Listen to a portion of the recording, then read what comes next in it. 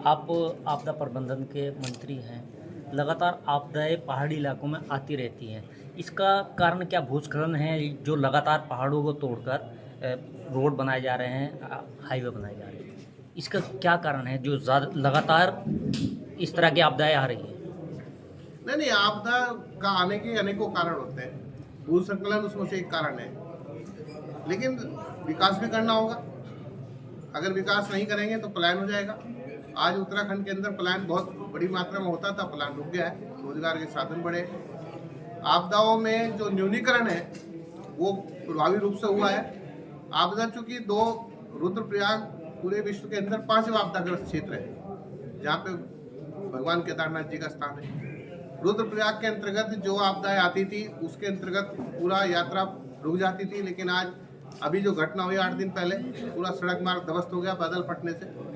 तो उसके बाद सरकार की आपदा प्रबंधन विभाग की कार्यशीलता और माननीय मुख्यमंत्री जी के नेतृत्व में जो कार्य हुआ, 8 दिन बाद ही फिर पुनः यात्रा शुरू हुई, पूरे मार्ग बनकर तैयार हो गए।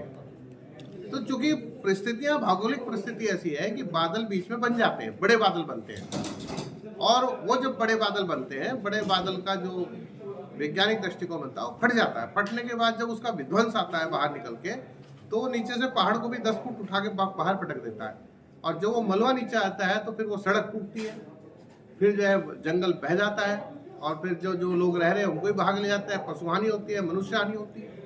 तो चूंकि वो भौगोलिक परिस्थिति ऐसी है, इसलिए वहाँ पे आपदा का प्रकोप आता है।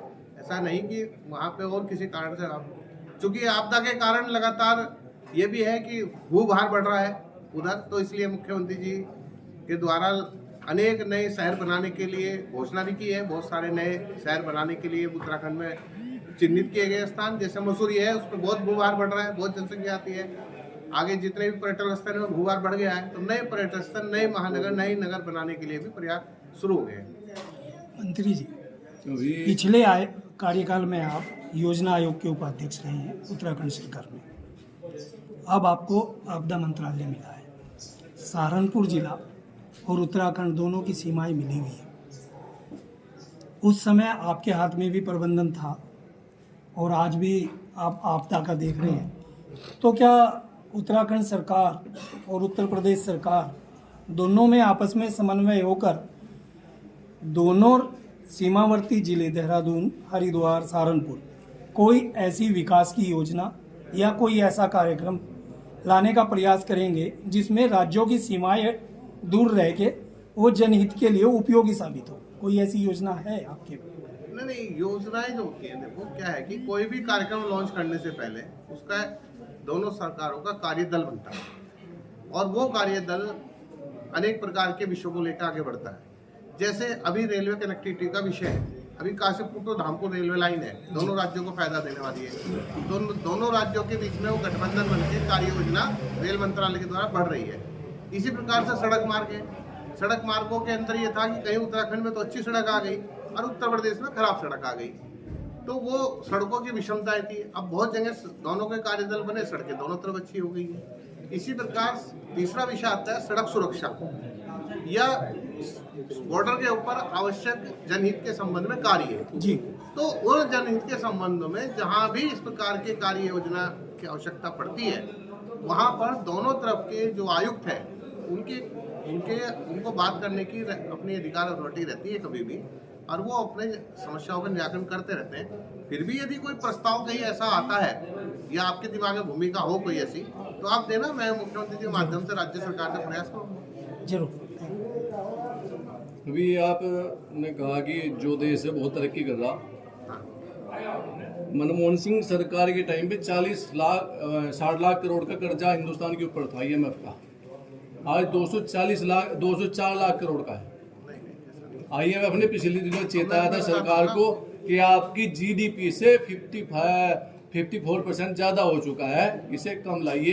तो ये उधार की तरक्की है या सरकार की तरक्की है? नहीं, अब मैं आपको बताता हूँ।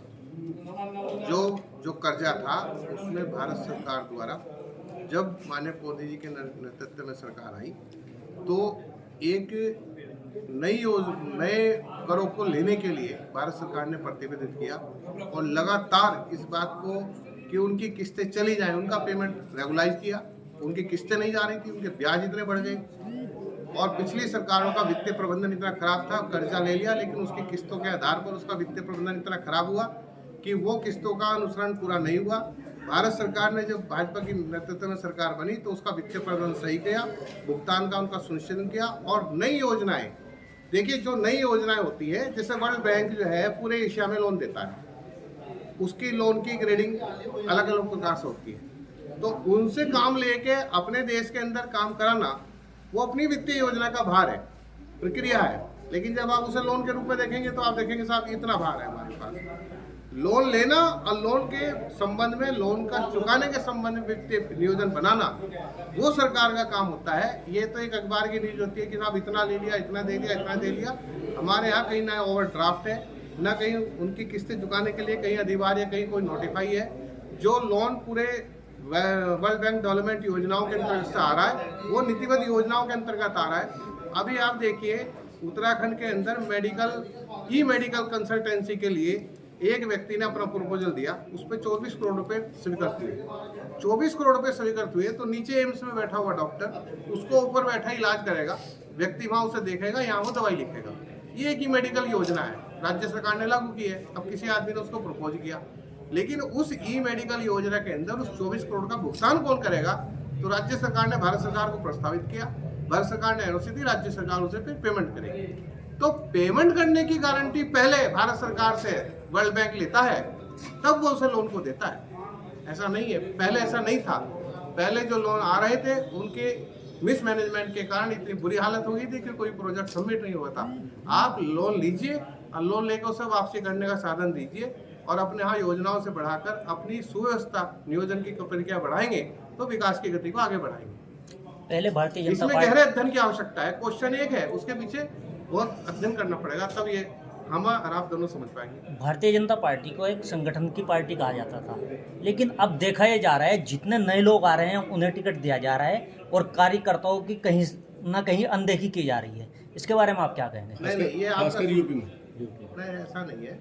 कार्यकर्ताओं की अनदेखी पत्रकारों के दृष्टिकोण से हो सकती है कि उनका कोई व्यक्तिगत मित्र हो या कोई अच्छा कार्यकर्ता हो और वो छूट रहा है, ऐसा नहीं है। शहर के अंदर कोई अच्छा पुराना कार्यकर्ता है, काम कर रहा है, लेकिन उसको कोई नहीं हुआ, जानकारी में आया, लेकिन ऐसा नहीं है। जो टिकट सुनिए 2 दिन पहले आए, सुनिए 1 मिनट सर, इसी के जुड़ा हुआ सवाल है। 2 दिन पहले आए किसी नेता को राज्यसभा भेजा जा सकता है, तो एक कार्यकर्ता उसकी जगह हो सकता है? ऐसा है, राजनीति में टिकट देने से उस व्यक्ति के कारण कितना लाभ किसी दूसरे राज्य में मिल रहा हो, कितना लाभ उसके सजातीय वर्ग में मिल रहा हो, उस निर्णय को लेने से पहले बहुत एनालिसिस होता है।